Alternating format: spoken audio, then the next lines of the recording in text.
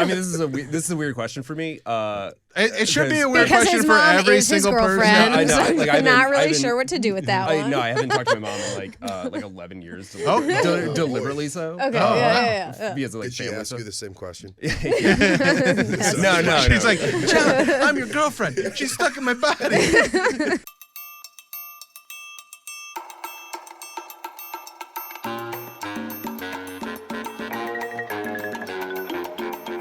This is the Bill Squire Show.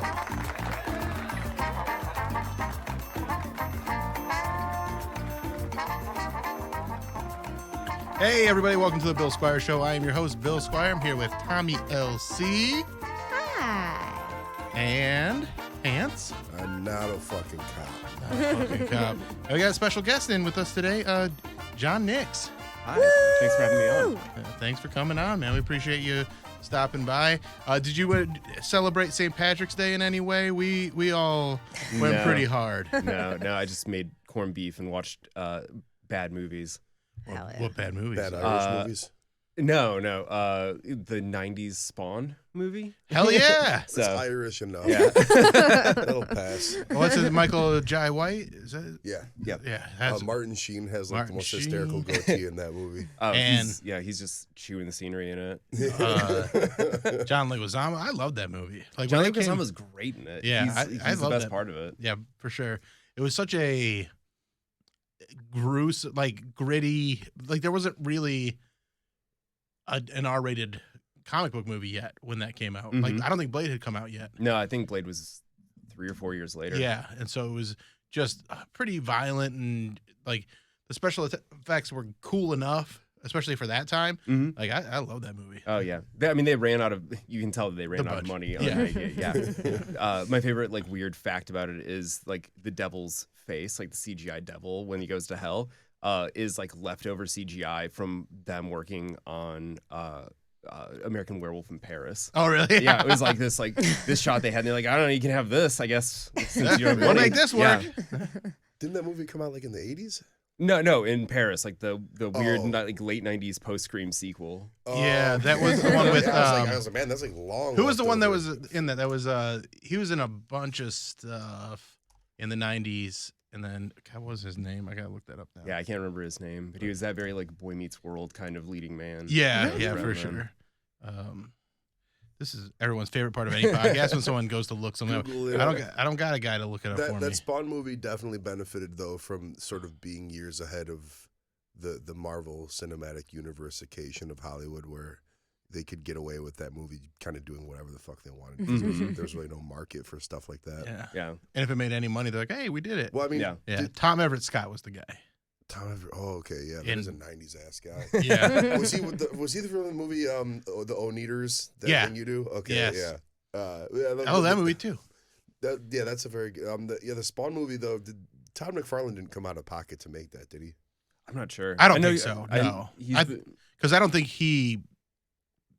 I don't think he came out of pocket to make it. I think studio acquired the rights and New Line maybe. Yeah, something like that. Yeah, I could probably look it all He's up. been trying to make another one for years. Like every once in a while, he'll drop out of the woodwork and be like, "It's coming," and then nothing happens. So I learned that move from various other businesses where it's like you're just never doing it, but as long as you say you're just coming, then maybe someone gets interested enough to throw you money. Right. Yeah. But I think because the CG on the VFX finally caught up to the point where I think a lot of people, I would like to see a Spawn movie be made with 2023 visual effects. Yeah, I think it'd be cool. Not the PS. I would like to. Who would you want to direct it though? Panos Cosmatos. It's a good pick. Well, no, I mean, who is that? I don't know. Mandy and okay, fuck yeah, Beyond the Black Rainbow. Fuck yes, I love that. Because he would. You can jump in anytime on this, John. Like I don't think he would. John is a filmmaker, by the way, so that's why we're he's not just just guy.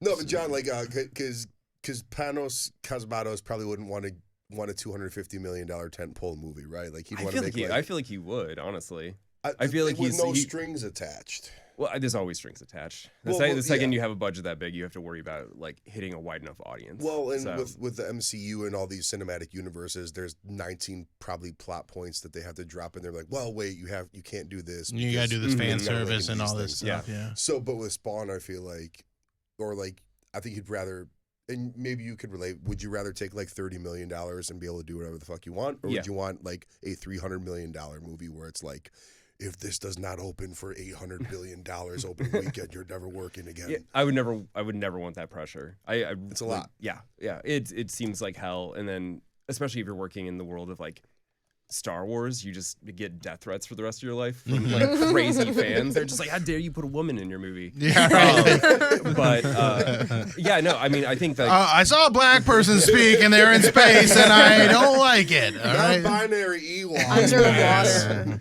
But no, I mean, like that sweet spot, like that dream spot that they barely make movies at anymore is like 30 to 60, where like the Coen brothers are at. Where, you know, it's like it's a low enough risk you can have a real voice in your movie. You can take real risks, but at the same time, like you have enough budget that you're actually like everyone's gonna see it. It's not gonna be a thing that people don't know about. Sure, I mean, because the thing about it and doing it, like I passed on a project recently, a design thing where it was basically like seemed like a decent chunk of change, but regardless of how cool the outcome would have been, I know I would have been subjecting myself to at least 6 to 8 weeks of just turning my replies off to anything I tweeted or anything I posted, because it was going to be one of those things where no matter what, it'd be like, kill yourself, sucks, hate it, here's what so you wanted to do some pants preservation instead of taking that risk. It just wasn't like you could. Pussy move. There's a price I will literally just put up with being roasted all day long for. But it's got to be pretty high. This did not come close. But that's what Star Wars money will do for some people. They're like, I'll get this check, but then there's a lot of people that they're not getting the big Star Wars money. They're just getting like a good check, and then people are just coming at them like the girl in what's it called, Obi-Wan. Like people just hated her, and I'm like, well, you guys didn't even give her a chance to like let her character develop or anything, which she ended up being pretty cool, and just people are just such assholes. Yeah. There's a price tag that I think. I'm saying I don't think she got that price tag. No. It's tough. It's because just regardless of how good something might be, when you attach it to a property like Star Wars or Harry Potter or whatever, people already come to the plate deciding what they want it to be, and if it falls just right or left of that, you're fucked. Yeah, you have a million people's individual head canons to deal with. Yeah, and it's just like, and no creative person I know ever goes into that with that mindset. You never get anything done if you're trying to think about what is this person with 72 followers on Twitter with a dog avatar going to want to see in this. It just doesn't. You can't ever create shit like that. John, what's your favorite movie? It's probably There'll Be Blood still. Okay. So I haven't updated my top list in a while. That's one that I still haven't gone back and given a rewatch. Like it was Me I watched it the first time, very powerful film, but it's, it is a lot. And so that's not one that I've been able to go. And there are movies like that where I can go back and watch again and again. I just haven't gone back to that one. What set it apart for you? How old were you even when that came out? I got it 2007, so 19. Okay. When it came out. I've been a longtime fan of P.T. Anderson in general. I mean, he's one of those like wonderkind guys who just like came out of the gate at like 24 and made like masterpieces out the door. And that is like a real important moment in his career where he like kind of shifts in style, becomes a little more slow, like really has like really deliberate, really like isn't worried about going at a Hollywood pace in storytelling. But in that film, if you went at the pace that executives would have wanted, like if you were, if they were like, hey, we got to tighten this up, we got to bring it down, it loses what made it so eerie and powerful. Yeah, and at that point in his career, he'd gotten really away from that. He really started out being like a Scorsese imitator, for like lack of better words. Like Boogie Nights and Magnolia both have very like Coke Scorsese vibes. Oh, very much, yeah. And then once he hits they're very fun though. Like those are they're great movies. They're great movies and they're super fun, but they are very they definitely he hadn't found his full voice yet. Yeah, and then Punch Drunk Love came out and everyone hated it. I fucking loved it. Oh, it's amazing. I love that movie. When I saw that movie, so I served a mission in the Philippines for 2 years for the Mormon Church, and we weren't supposed to watch movies, but we were disobedient. Like I was like the ringleader. It's a whole thing. This like disobedient Mormon missionary faction. We should make a movie about it. Honestly, I'm fascinated by Mormons. Yeah, me too.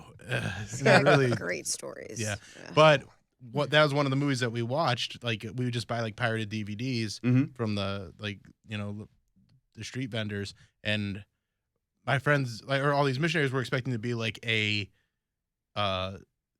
very standard, goofy Adam Sandler movie. Because they didn't know this director, and I was like, guys, that's not what this is gonna be.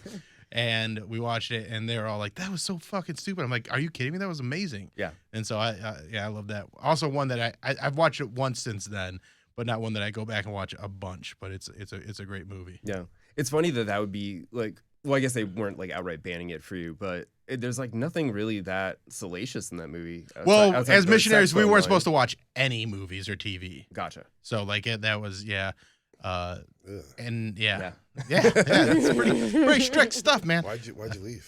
Because my parents said if you don't do this, we don't love you. They didn't say that outright, but that's what they make you feel like. It's like I said, we go to a lot of dark places in this film. I grew up Catholic, so we're very wishy-washy. Yeah, there's no pressure like that. I was like, you don't want to, whatever. Yeah, see, and that's what like. That would have been so much easier. But like, I mean, my parents are still very hardcore Mormon. Like they're very into it. Like that's like my dad's so devoted to it that like it kind of gets in the way of his actual how good of a person he could be if he wasn't focused on this other shit. But we can get into that another time. We don't need to do a Bill's therapy hour. The movie. Yeah, right. Yeah. So then you start. What made you like pick up a camera? What was all that? I mean, honestly, it's all I ever wanted to do. Yeah. I mean, I guess it's not like I was really into hand art when I was younger. I kind of wanted to do animation. I kind of wanted to be a writer. So I mean, it's all a whole kind of like slurry. Yeah. Film. It kind of has all the disciplines in it, depending on what you want to do in the film world.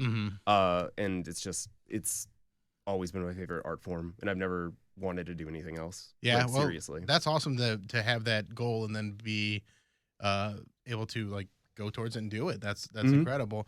And it's kind of what the documentary that you just made, well, I guess it came out last year, but you're like touring it now. Yeah, it premiered last year. It premiered in November at Sound Unseen. It's like this film festival devoted to just music in Minneapolis. And it's called Don't Fall in Love Yourself. It's about Justin Pearson, who is in a band called The Locust, which is like a noise hardcore band. They're not well known amongst most people, like they're not, but within the hardcore scene, they have definitely carved out a fan base and just a respect from people for doing something that wasn't really happening in the hardcore scene. And you get to dive into that in this documentary. Documentaries are a whole nother level of filmmaking that's overwhelming to me. Like I got into stand-up because, and doing podcasts and stuff like that, because I need things to be more immediate. The amount of discipline it takes to make a film, to write a film, to do all that stuff is overwhelming for me. Being able to think of something funny and then later that night go say it on stage and be like, that's a dick. That is really beneficial for how my brain works. So I'm very intrigued by filmmakers, and I love cinema and film and even just popcorn movies. I love it all. But documentaries are so scary to me because if you're making one, it can just suck you in a way, especially when you have so much source material. Because, I mean, Justin's a very, very unique guy, very interesting guy. He's been through a lot of experiences that are traumatic. He's been through a lot of experiences that are one of a kind. And you are trying to tell those stories without losing the theme of your film, and and you did a great job of that because you hit all those notes, and you bring up these things, and it all kind of blends together, and tells a pretty great story of who this artist is. Thank you. I appreciate it. Yeah. But did you feel like you were gonna get lost in it and like you would never? No, like I'm just kind of used to it. Okay. Yeah. My first full length. It's called Beyond Barricades. It's about Anti-Flag. Took 7 years to finish. And like release. And it was just like this ongoing thing we were doing for years. And this one was going to be much quicker. We had it basically done right before COVID. We ran a Kickstarter to get like finishing funds to finish it all up, pay for the sound mixing, all that. We're gonna fly back out to California to get some big like names that I'm bummed couldn't be in it. And then everything just shut down the week we were supposed to fly out to California. Damn. So we just kind of sat on our hands for like an extra year or so. I did some Skype ones and like mailed out some like camera packages to people so we could finish it up. And now it's like finally out. It's also been done for a little bit longer, but the way that film works, and it's really frustrating because it just like is delayed even beyond what normal people know. That's again stuff that like, would make me insane is someone that needs instant gratification. Yeah, it's been done since like last summer. I've only changed like a tiny little bit about it. But the problem is like you have to finish it all the way and then you have to submit it to festivals for like 90% of them to reject you. Yeah. And you have to wait like 6 months to get those rejection letters. So it's one of those things where like it's been done for a while and then now it's finally coming out. When you were going through all the archive footage that he had, first of all, I was surprised that he had so much considering he had such a tumultuous hardcore lifestyle where he was basically living in these flop houses with other people, and he had quite a bit of video and memorabilia from all those days. Like all the some of the records that he still had. That was really cool to see. Yeah, that like he made this record and he's still got one. Like that stuff can get lost and so easily. So when you're going through all that footage, how much was there, and how hard was it to kind of find stuff that you could use? It wasn't hard at all. I mean, I have this thing where like I don't know why people trust me. He just like he agreed to the project, and he's like, well, "What do you need? Do you need like you're gonna need B-roll for it, right?" And I was like, "Yeah." And he's just like, "Okay, here's all of my tapes from the last like 30 years. Have them, please bring them back in one piece."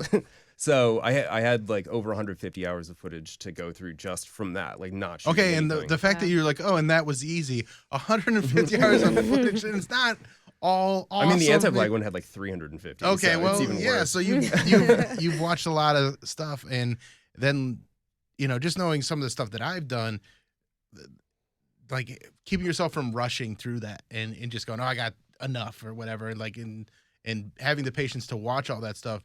In case there is some gem in there, that's impressive to me. And like that's the patience. That's, as you call it, a discipline. It really is a discipline to sort through all that stuff, because if you don't, you might have missed a good thing.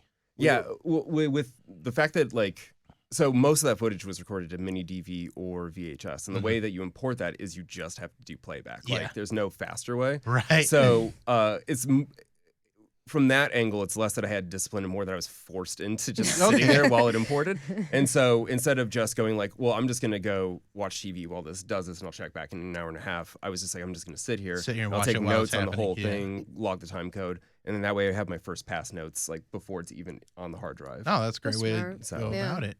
How did you get introduced to the hardcore scene? Because it seems like you've done a lot of stuff with music videos. I'm friends with TJ, the bass player in Cloud Nothings. You've directed a lot of stuff for them. How did you find yourself in that kind of music section of filmmaking? Where I mean, you did the Anti-Flag documentary. You've done a ton of music videos. Is that just go hand in hand with the passion of music and film? Yeah, I mean, I've always been super into music, like obsessive. I try to listen to, and it's much easier now that it's on streaming, but I try to listen to as many albums a week as I can, like new ones. Oh, wow. Even though I re-listen to a lot of stuff that I like, but filmmaking is hard to like find excuses to do things, and especially if you're trying to do narratives. I mean, it's just so cost prohibitive anyway. And I'm the kind of person that likes to just be busy all the time. Right. Like I'm not super careerist in the sense of like what's my next move and being like strategic. I'd rather just like have a bunch of shit happening all the time. Sorry, can I curse? Yeah. Okay, I wasn't. I think we started off saying I'm not a fucking cop. So. Oh yeah, I forgot. But so I mean, it's a good excuse. It's like I like your band, we're friends, like let's do something. And so I approached it from that. And I'm also of the mindset of like work begets work. Like if you sit there and like sit on your hands and are just like, oh, I have this great screenplay and I wish someone would give me money to make it, like you're never gonna get it made just by like sitting there hoping that like an angel investor comes and, right like, yeah meets you. it's about doing the work and getting out there, and there are different levels of like a lucky moment, but you have to kind of be in that place to have the luck. You know, for me being a comedian, I had to be out at the clubs. I got to be on stage. I got to do that stuff. Still doing the work. It's not just luck. It's still doing the work for Pants. It's, you know, he's got to be out there creating content, whatever it is, whether it's energy drink reviews or your little sketches. I mean, my little doodles. I mean, what I envy about what Jon does is, because I don't have this, is you have to be like an archaeologist and you have to be basically like a forensics person when you go through 150 or 300 hours of footage. Like, you enjoy that to an extent. I mean, I'm sure it's not like the thrill of a lifetime by the time you're 7 or 9 hours in. But I don't have that, like, where I can't do video stuff. Yeah. You know, like, I have to have my brother handle that because I don't have the patience for it. I don't. Like, it's like, I'm very immediate with what I do, and I'm fortunate that it works that way. But for what you do and for what directors and documentarians do, like, I'll watch it and go, I don't have the muscle memory for that, and I don't have the discipline for that. Yeah, I mean, I think a lot of it is people looking at it as a whole, and like, yes, it's a lot of accumulative work, but at the same time, it's like me working on it after work for years, and like, you know, an hour here, 2 hours here, an hour here. So and enjoying that, and then also, and like, that's the only way to do that. So just break it down to tiny things, which is like, well, today I'm going to go through this part of it. You know, I'm going to try to do this scene, and then you spend 8 hours like trying to get like a minute of good stuff. That was one of the things that was so helpful when I learned how to look at things that way and be like, I don't have to do the whole thing right now, because if I just do this thing, I'm going to feel good that I got that much done. So, like, you know, there's a lot of little business parts of stand-up, whether it's like writing contracts or, you know, just making flyers, whatever I have to do. I used to get overwhelmed and just be like, I just won't even do it because that was the fucking point. And now that I'm like more disciplined in that, I see how much it helps and just puts me on like, and it keeps me productive in so many other ways, because I'm like, oh, I got that done. What else can I get done? So it's nice to have that motivation to do that. Going back to the film, though, first of all, I love the title of it. Oh, is that yours? It's the name of one of the songs off of Retox's second album. It's one of his band. It's like a more straightforward hardcore band. Yeah. But yeah, it's just like a track off of YPLL. It's a great name, and it sets the tone for the documentary. And when you're going through Justin's early life and his home life and how tumultuous it was, and the traumatic event of his dad getting murdered, I was I didn't know anything about Justin, so I went into this. I didn't even watch the trailer. I just went in cold. I like doing that with films, especially documentaries, because I feel like sometimes you're waiting to see those things you saw in the trailer and you're trying to match it all up. For sure. So watching this without having seen the trailer, really just, you know, you're kind of drawn to Justin right off the bat, just with his like how you introduce him, and then he's talking about his childhood, and you can see him kind of downplaying these pretty incredible moments that are. He does that all the time. Yeah, I think that's what he had to do, because they were so traumatic that he just had to be like, yeah, my dad got drunk and got murdered. Like, I don't know how do you like that could have put him in such a different path, and the fact that it pushed him into, you know, a tumultuous but artistic lifestyle was what had me hooked. Was like, okay, my dad was murdered. I didn't really like him anyway, but I still, you know, he's still my dad, and how that just, you know, is still sitting with him. You can see it in his eyes, like that you can't really ever let go of that, even if you know. And so I thought you did a really good job of handling that very heavy aspect of his life. Yeah, I mean, at this point I've had a lot of practice with it. There's always those like interviews not even just for documentaries. I mean, I work in marketing, and there's like, I've done like medical mini docs for hospitals or whatever.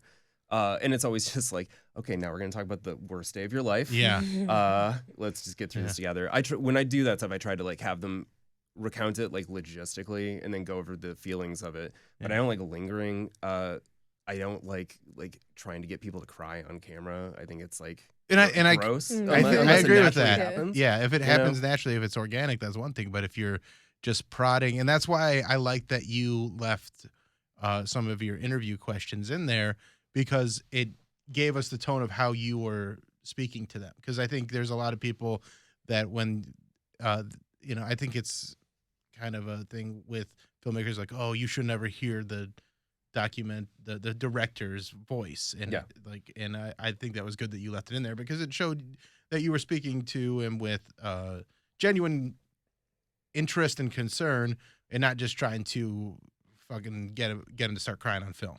Yeah, I mean, and there were just like a lot of really funny, like behind the scenes things that kept happening during shoots, and all those dudes. That's the irony of this, is like it's really antagonistic, antisocial music where it's just like people are barfing and naked on stage, like all this kind of stuff.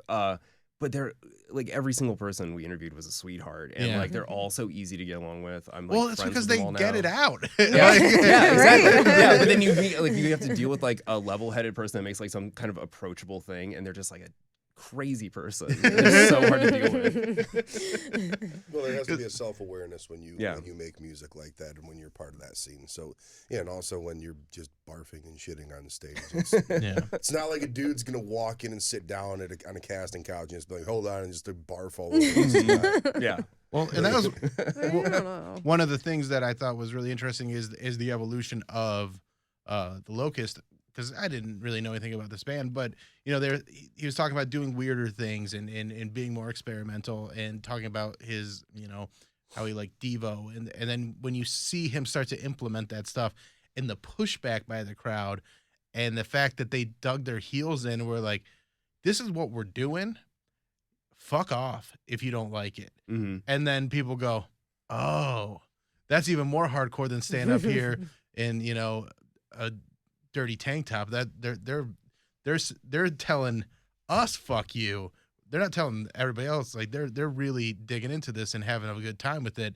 And then when you see them transition from creating their own stuff into working with record producers, it takes it to a whole nother level, because they're realizing that this sound that they were working on is there.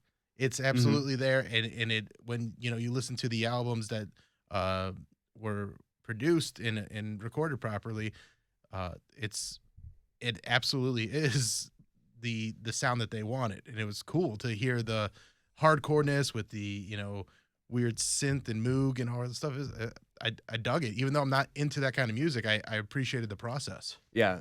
I mean, I think Pants would have more to say about it than me, just because I think it's more your era. But like, I kind of miss that whole, like, every single person the crowd is like in Jort's crowd killing all the time, like aspect of it. It where took Colossal Balls. I want to say they started wearing masks around 03, 02? Earlier than that, I think.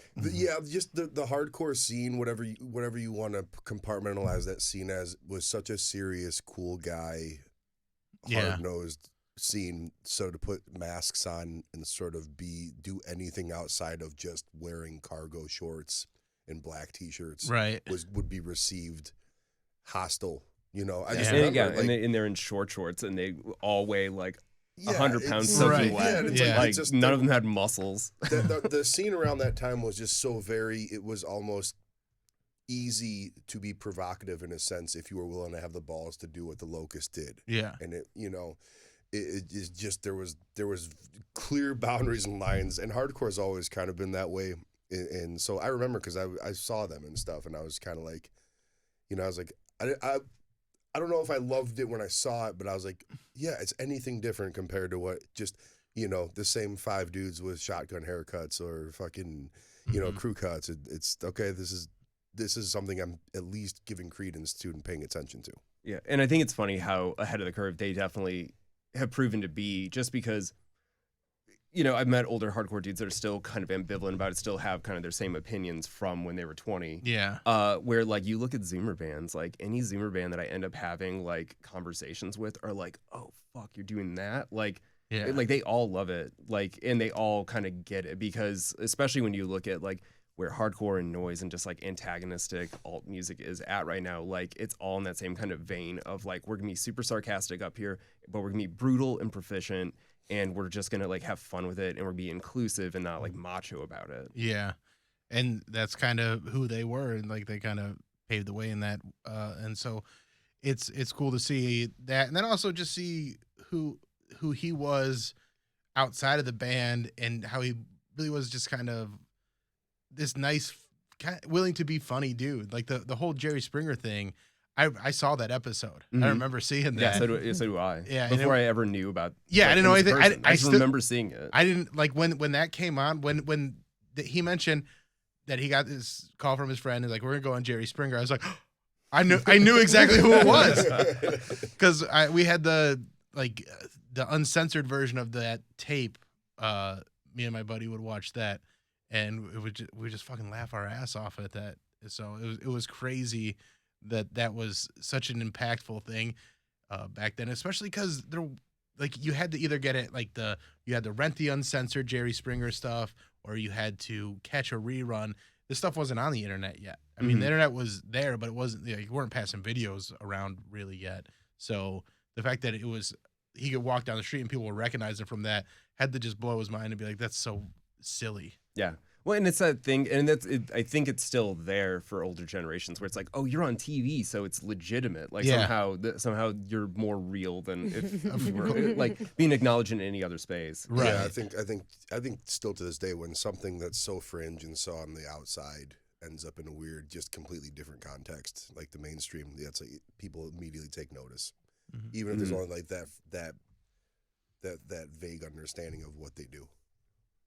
And then he gets into the voiceover stuff, and it was overall it's a very interesting documentary, and I really enjoyed watching it, and it was paced well. I got to give you credit for pacing, because I think there's some especially the way we see documentaries now on Netflix, where it's just recap after recap, and they're just trying to get 3 or 4 episodes out of it. 8 hours. It's like, oh, fuck that shit. It's nice to have a nice tight documentary that tells a fun, like, not a fun story, but like an interesting story. Yeah, but it is. There's a lot of fun stuff in there, though. Like that's the thing about this documentary, is there's a lot of ups and downs, because there was a lot of trauma and a lot of pain, but they were still hardcore punk kids out there having a good time. And it took me back to some of those days, at the Fantasy in Cleveland, just losing my mind. And I wasn't ever into like hardcore like that, but even like just getting in a mosh pit at a pop punk show was always just such a relief of a moment. All right, let me set these back up on the hour. No, is it every like hour? About the locust in front of an iHeartRadio. Yeah. It's a weird thing where like the first hour that you switch off of the radio station in production, it will do that. Gotcha. And there's no way to fucking fix that. There's no way. It's just built in. Yeah.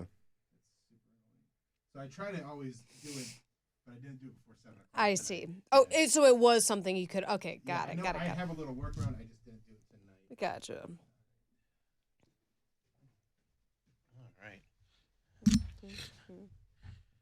So if you were a furry, what kind of animal would you be? I was thinking about that today. You're like, oh god. Yeah. Oh, you checked it. Okay.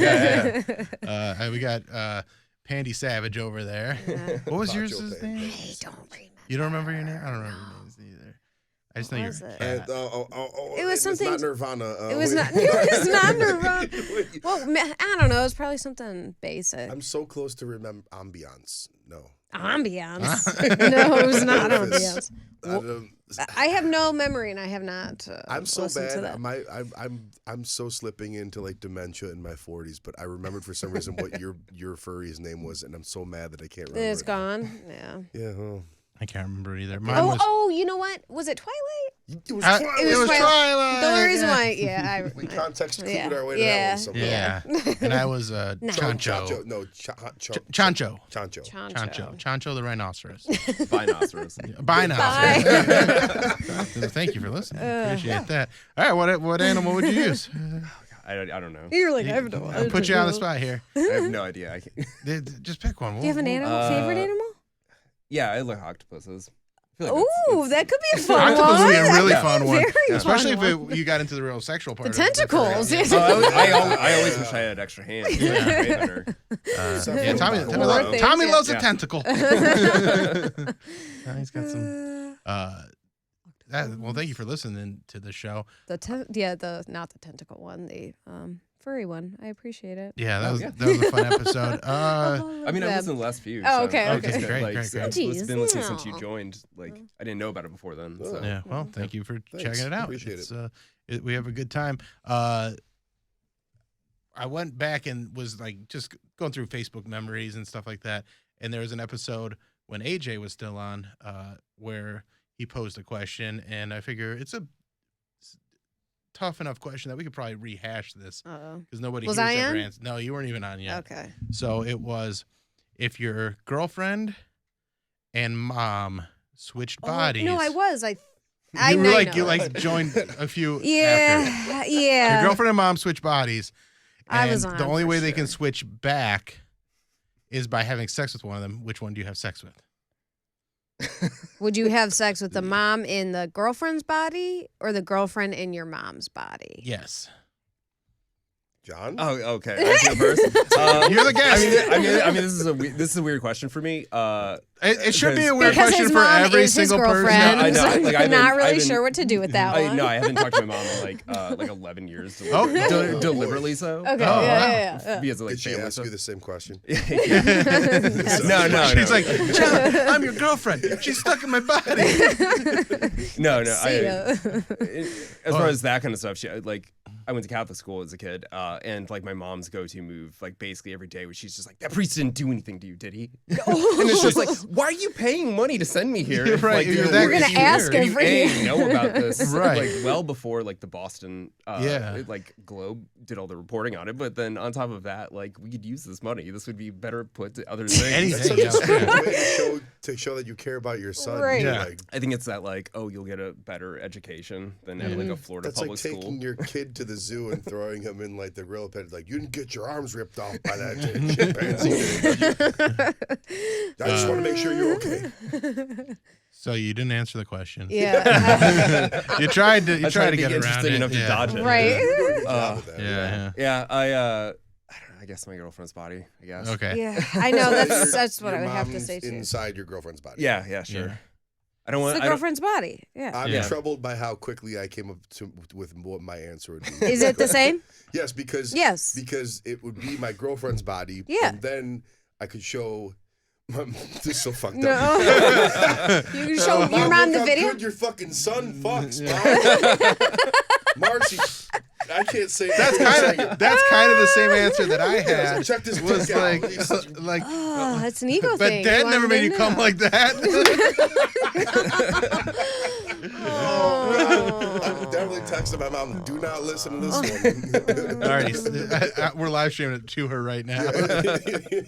That's why I blocked my parents on everything. Like we have, we're not estranged, but there's definitely. I'm like, stop! Don't support me. Yeah, Don't just encourage this. Don't. yeah, no, I mean, separate. I definitely believe in like healthy boundaries. Yeah. Oh, It's just yeah. like I think Yeah. parents are on a need to know basis, and people that want to like tell them every aspect of their life are weird. To me. It's Yeah. so Like, weird to me because I know people that they like when they're like everything they do, they talk to their parents about, and I'm like, that's not like they don't need to know. You're all an this stuff. adult. They don't need to know about your sex life or it's in I get like if you're seeing someone for a while and you're like, it's been a year, might as well tell right, them. but Yeah. like you can tell, but I mean they're like having in-depth conversations and like it's like they're pals rather than a parental relationship, and it's just very strange to me. But even like that, like gossipy and like involved in their work too much and stuff like that, like the boundaries just aren't there. Well, you guys Yeah. clearly don't have Jewish mother. Aw.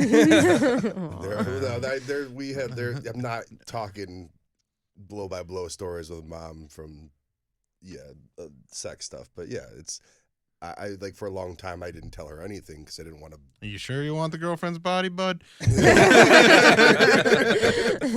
Well, no, not to make it about me, but it's like for years, decades, I wouldn't talk to my mom about shit. I wouldn't share anything about my day because I was like, "What's interesting about this?" Like nothing crazy happened and stuff. But then Yeah. when I was dating somebody and she was like, I talked to my mom about everything. And it was like, it was like a light bulb, and I go, oh, it's kind of a bonding thing, isn't it? And then I kind of learned a little bit about it. So yeah, that's not, because my mom's so religious that I can't talk to her about stuff because we're so far away on things that it's just not. And a lot of stuff I don't know, I don't need to share a lot of stuff because I share so much already. So there's a lot of things that I like to keep to myself in a way, just where I'm like, I know how I feel about this. Well, healthy boundaries. Yeah. I mean, I'm not the healthiest, but they're good enough. You're fine. All right. How do we ask Tommy this question? Is it dad and boyfriend? But like my dad's dead, so Yeah. High five, dead dad. yeah, dead dads, Yeah. love it.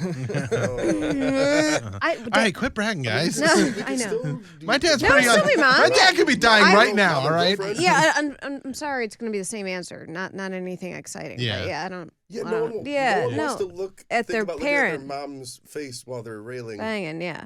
their mom. I just shut Well, up. one of the reasons I But- think that I Unless want their to mom's real like fucking hot. right, but also like, what if you? Wait, is it the mom's personality still? No.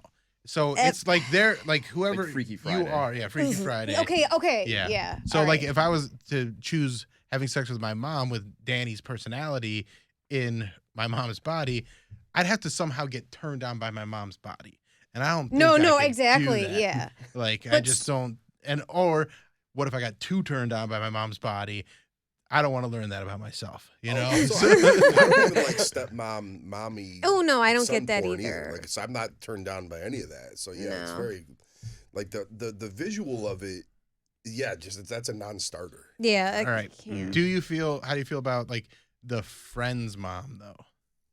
Banging my friend's mom. Like so Like you're over playing yeah, video yeah. games in the basement. Yeah, and then like the hot mom comes down and The she's hot like mom that's like the more 36 and traditional the son- MILF, The like- son's like 31. A Yeah. non-relative Doesn't- MILF yeah. is fine. Yeah. That's Yeah, that's a-okay. Yeah. Just no, like it would No have to be if there's incest. any point of relation. It'd have to be like fifth cousins, not by law. Okay. Like Fifth is that's what fifth? pants is. Yeah, pants is Does rule anyone- is fifth. By Fourth. law. Anybody okay with Anyone? fourth? Well, I was just watching an episode of New Girl, and they had a episode where she breaks up with a guy because Oh, they are third cousins. Yeah. And I look over at Danny. I'm like, we breaking up if we find out we're third cousins?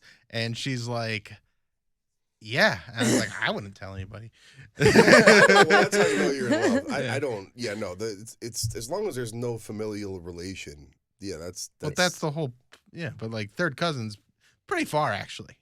I don't know enough honest- about how I math don't- works, but I- it's I still feel- like I if there's blood mingled at some point. Not to get too Game of Thrones about it. Yeah. I'm just. It's like it's not. I don't. Well, you're I feel the against it, biggest so you're factor is not. like if you're gonna have a kid. I was feel going like to say that's the risk. procreation is Yeah. like yeah for That sure. becomes an issue. Like Yeah. that's kind Yeah, of. You're but like, I don't really want kids, inbreeding and at I that don't point. want to fuck any relatives. So I I gotta don't. say, being alive for You guys are so 43 boring. years, not, at one point did I ever Right. think about like go to any family function, be like, oh, You know? you wanna, can I get you? As a Dave Attell fan, I must say I stand by his joke. What is he? He's like, fuck. I gotta look it up real quick because it's so good. Now I will say I had a moment on a dating app once where I don't know how. I found out the last name, but it was like the last name shared by like the maiden name on my mother's side, but I was like, there's no way this person's related to me. Never seen this person. I was like, and then I was like, I could feel myself slowly swiping. Oh, yeah. I was like, don't do it. You're like, I was like, fuck, just let it rip. Fuck it, I don't care. We'll Did make they a match? bit out of it. No, of course not. It's me. because you're related. No, because you're related. That's why they did not match. no, I would've- They know you and are That like, was absolutely I would not. have gotten a lot of texts from a lot of like aunts and uncles. And shit. You would So have thankfully, I think we're in the clear on I that. feel like you would have a really good dating profile. I feel Yeah. Like No, you I like, mean, Now, I mean, yeah, it's like the thing is like, so like it's me, right? And it's like Cleveland. It's like the smallest dating scene on the face of the fucking planet. So it's like yeah, anybody that's like vaguely familiar with it, it's like, oh yeah, that guy. All right, yeah. Well, what's it? What green flags he's looking for? You just got out of prison. Great, yeah. Okay, nope. Next, yeah, doesn't. Yeah. No. All right, I found the joke. It's I think pot should be legal. I do. I also think if your cousin is super hot, you should be able to fuck one time. Dave Attell, the greatest. He's the greatest. Well, if Dave says it's cool, then yeah, right. Does change your perception, right? Words are powerful. Great jokes can really change my whole outlook. That's what makes a joke so great is when it can really change someone's mind about something they had a pretty staunch view on. I had really militant views on not fucking my cousins. Right. And then I went and saw Dave Attell, and he's like, you know what? You know, Dave doesn't drink anymore, so he must be onto something. Yeah. He's making some good points. Have you, outside of like filmmaking and photography and stuff like that, have you dabbled in the world of comedy at all? Are you? No. Yeah. The problem is I think I would want to deliberately bomb too much Okay. to make it enjoyable for anybody. But even like enjoying it, like, you know, whether it's podcasts or certain comedians you enjoy, like who's on your list for comedians that you like that you've either gone to see live or you know eat up all their stuff. I love Eugene Berman. Like I've been a long-time fan forever. Like I found him in high school off of like his YouTube videos. Yeah. And I was just like, who is this person? Eugene Berman is so fucking John, funny. How old are you? 34. Okay. Yeah. So I was doing a show in Brooklyn and Eugene was on it and he was just like, it was one of those things where like I had to be cool. Like I'm like in the green room with like Eugene Merman and like Mark Maron's there and like it's a pretty great lineup. And I was just like, oh, what you working on tonight? And then Eugene tells me this story that he's going to do about getting a parking ticket in like a little vacation town and this back and forth with it. And it was like a 15-minute long bit of him just going like writing letters back and forth to this town. And it was so fucking funny. Yeah. He's such a creative and like funny. Like he just takes chances and is so like heartwarming at the same time. Love Eugene Merman. Yeah, all his like formal written jokes are the best. Like Yeah. where he's just like, I'm gonna write a letter to the guy that runs this apartment building, or like whatever. Every single one of those is great. The story about meeting the kid with autism at the bookstore. Yeah, like that's the like. Why is everyone looking at him? Yeah.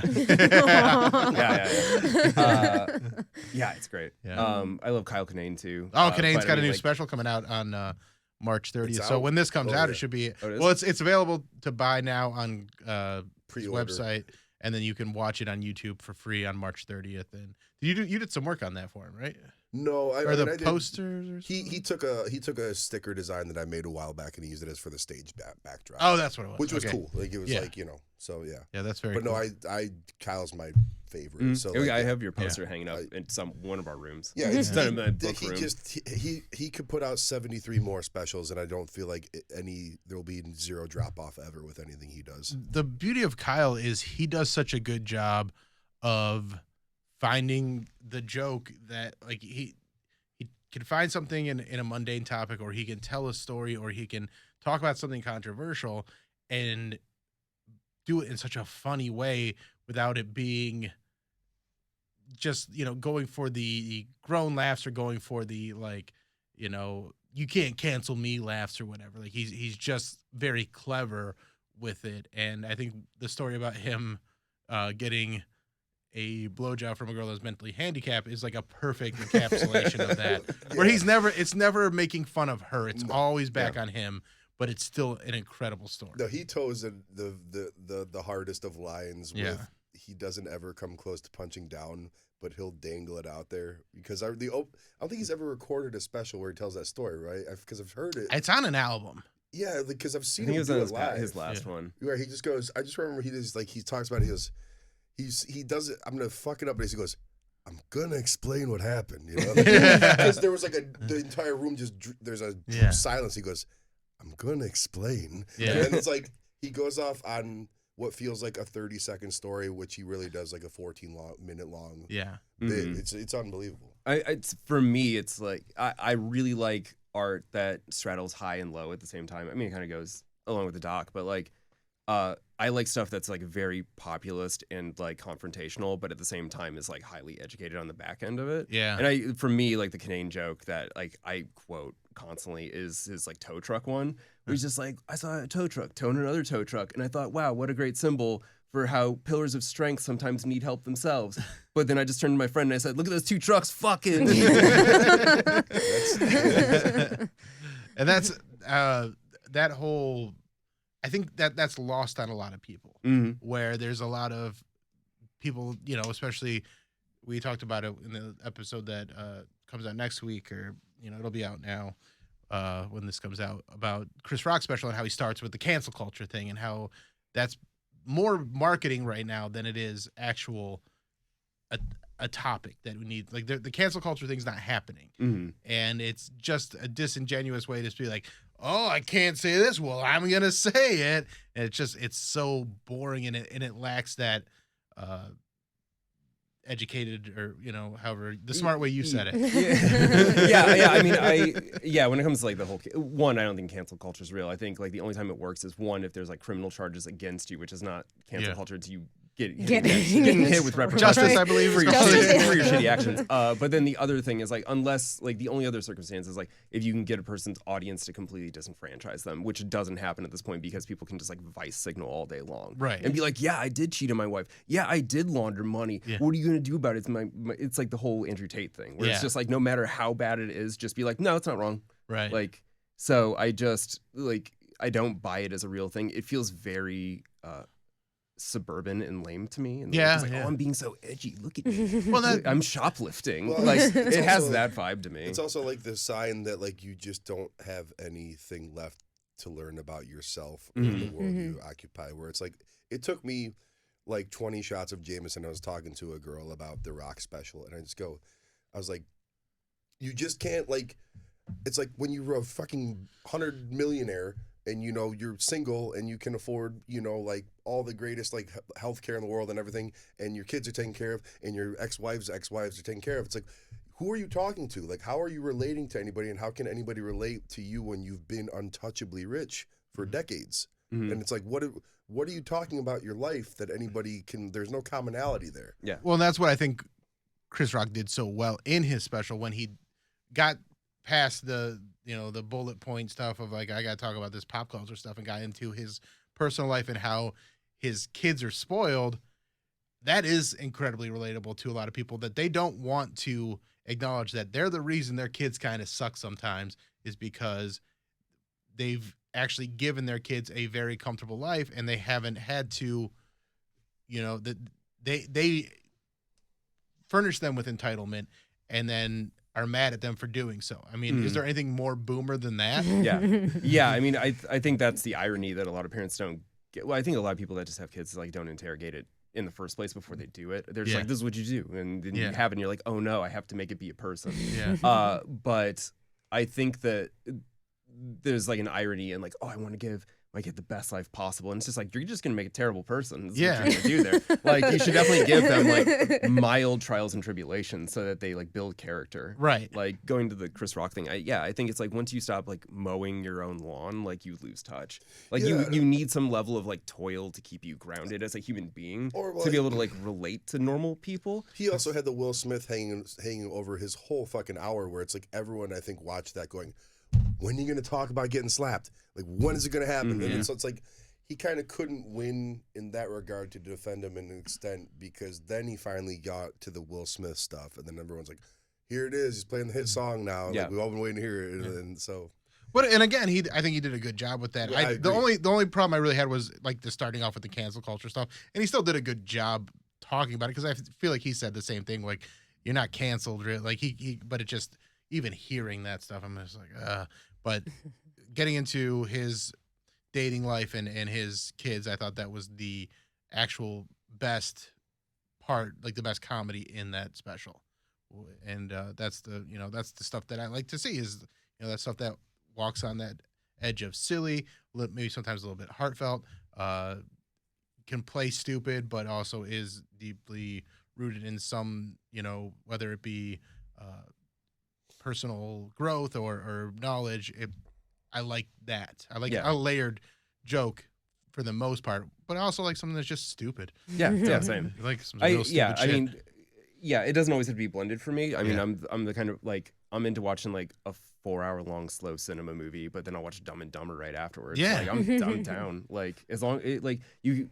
And it's also about just having expectations. Like people that go into dumb movies and are like, it's not smart enough. I'm just like, yeah, dude, it's a dumb movie. It's a very dumb movie. Yeah. I just watched The Menu for the first time last night, and I loved it. That was a really fun movie. Yeah. Speaking of expectations. Well, again, that was one that I didn't watch the trailer, and I just I had heard enough about it that I was like, stop telling me things. I just kind of want to go in and watch this, and I love a fun movie like that, where it's a thriller, it's tense, it's got a sense of humor about itself, and it was such a good time. And I'm so mad at myself for not going to see that in theaters. And I haven't been going to theaters as much lately. Did it go to theaters? It was in theaters, yeah. And I'm just so idea. I should have seen that in the theater because it would have been such a fun experience in the theater. It was real fun with the audience. Yeah. Like the audience I was in was loving it, Really? especially the really like mean-spirited jokes that are Yeah. I honestly thought when I queued it up on my TV, I thought it was like that Jon Favreau chef movie. But no, so as a creative person that cannot fucking stand criticism, I get exhausted by criticism from people that don't know what the fuck they're talking about. Within the first 2 minutes of this movie, I'm still thinking it's like this playful romp into the culinary world. Yeah. I just go, I want everyone in this fucking restaurant to die. I was and I go, and then 5 minutes later I go, holy shit, this is John Wick, and I'm going to get my wish. Every motherfucker died except the one person that deserved to survive. Yeah. My Letterboxd review of it is like, this is what I wish Glass Onion was. Oh yeah. Like I don't dislike Glass Onion. I think is that another food movie? It's a terrible joke. No, it's another Beatles documentary. It's just like I think Rian Johnson just like didn't go mean-spirited enough. There wasn't like an escalation in the stakes. Like I never felt a threat while watching Glass Onion. Yeah. I think it was good. I enjoyed it, but like when I watched The Menu, and I'm just like, every single one of these people is so hateable, and I know it's gonna punish them. Right. And like I was so excited for that. Because that's what you want to see in those kind of like ensemble murder mystery dinner party movies. And what made it so interesting to me is thinking of how the chef was able to get his staff to be willing to do all that stuff.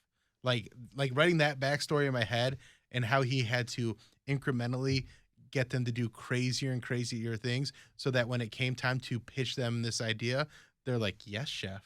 We're going to do this for you. And that madness that he shared with them and invoked on them, like that adds a whole nother level to it when you like really start to deconstruct that film and makes it just so fucked up, but so fun. I mean, like everybody's pretty familiar with chef in kitchen culture, I think, in this day and age. And I think was the easy sell of that whole conceit where it's like, we've all seen the psychotic chef that's like maniacally detail oriented. Yeah. So it's like by the time that whole kitchen crew and the sous chefs are like a cult saying yes, chef in unison, I'm like, oh yeah, I know. Everyone's fucking dying.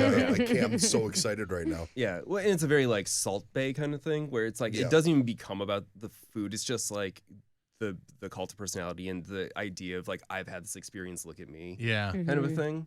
Where like none of these people know what they're talking about. Right. That are going in there. But these are the only people that can afford meals like this, and they can't even appreciate it. And they didn't even try. Yeah. Like it's not even that they could. Like they were just like, oh yeah, whatever. Like it's a total. I'm here to be like here. like the critics were like they were looking for any simple thing that they can say because we have to drag this experience because that's going to make more people click on it. Than if we just go in there and say everything was really good and it was a crazy experience. Like nobody, that's unfortunately the culture that we've gotten into with all the critics and reviews and shit like that, where people just they know that if you want to stand out, you got to be the one that didn't like the thing that everybody else liked. Yeah, it's become just an edgelord culture. Yeah, it's like rage bait. Yeah. I mean, it's like last week that writer tweeted about how Meg White was terrible and the White Stripes would be way better if they actually had a drummer. And of course, like everyone, the entire world melted down because we've lost this ability to just ignore stupid shit. Right. And we just like, you don't have to give credence to opinions, good or bad. Right. It's like it's very much of that thing. And it's actually so much better to just go, oh, that was stupid, and ignore it, than dive into it and be like, well, actually, this is why Meg White is such a great drummer. And it's because everyone wants to dig their heels in so strongly on one side of the fence, regardless of what it is. So anyway, rate and like this podcast and tell us why you hate it. If you give us less than 5 stars, fucking kill yourself. Fucking mom's a whore. So where can people find some of your work? Where Turnstylefilms.com. Most of it's housed there. Okay. And our previous documentary, Beyond Barricades, is on. It's streaming on Amazon and on our Vimeo on-demand channel. Awesome. That's very, very, very cool. Anything else you want to plug? Anything that people can help you with? Maybe Kickstarters in the future or something, or just following you at Turnstile?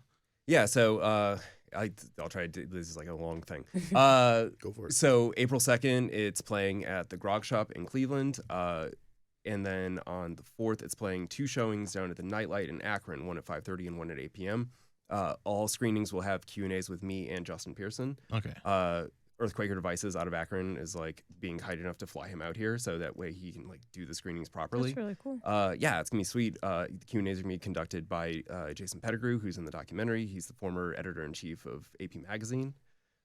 We have another one non-locally. We're playing it at St. Vitus in New York, along with a couple bands playing. That's amazing. So I'm really excited. Is all this information at turnstile.com? It's like on our Instagram. It's on Instagram, okay. And So our Twitter and stuff like that. And then what's the Instagram then? At Turnstile Films, spelled with a Y. Okay. And then my personal account is Jon Nix Film. My photography account is Jon Nix Photo, spelled with an F.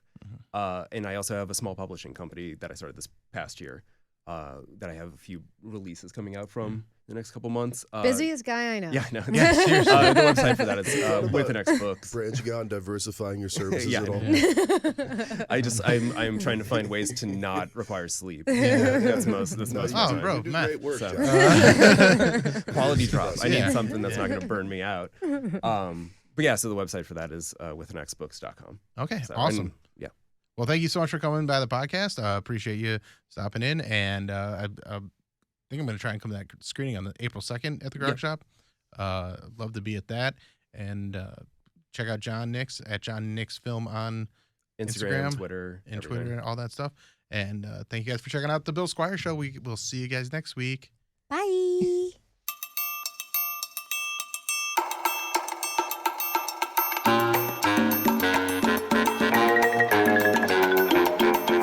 This is the Bill Squire Show.